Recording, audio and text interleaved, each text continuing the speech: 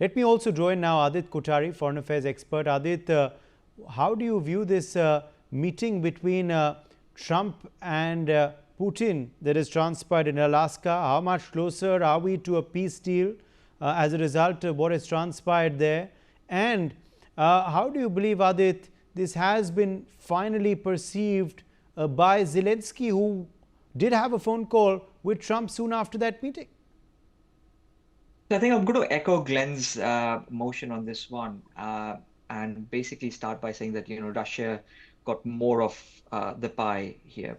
I mean, they got global recognition for so long, the last 3.5 odd years. You were trying to sort of, push Russia into a sort of corner and isolate them, and that obviously hasn't worked. And now you've basically rolled out the red carpet and welcomed Putin.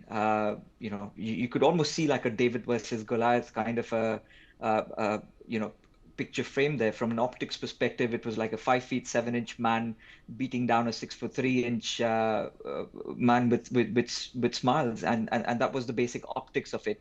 But inherently, I just feel, taking the business secretary with him, Trump has made his position very clear. He's driven only by profits and monetary gains. And the discussions behind the scenes would have been about, how about, the US and the Russians would go about mining the uranium in the northeast region of Ukraine. And that was the potential discussion that would have been held between Putin and Trump. As a consequence, the ball is now pretty much in Zelensky's court, where, whether he wants to cede the 20% of Ukraine's land to Russia and also provide sureties to Vladimir Putin that, he would never join, or rather Ukraine would never join NATO, and they would never allow any of the NATO weapon systems to be housed in Ukrainian soil.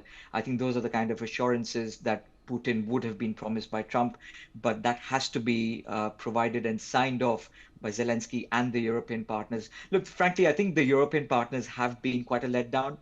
It all started off with Boris Johnson trying to deflect his Partygate issue. So, he tried to sort of prop up Zelensky during the early part of 2022, and that sort of set the next set of ball rolling.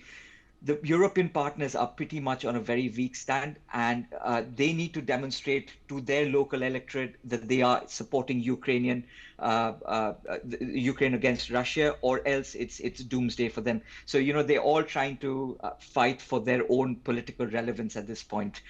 So, like Glenn said, I don't think Europe is going to be, Europe is going to be completely bamboozled, and they're going to be completely lambasted in the grand scheme of things. Trump is probably going to be able to arm twist Zelensky, saying that, either, you support this particular trade talks and the peace talks, or we do not supply anything going forward, and you're completely on your own.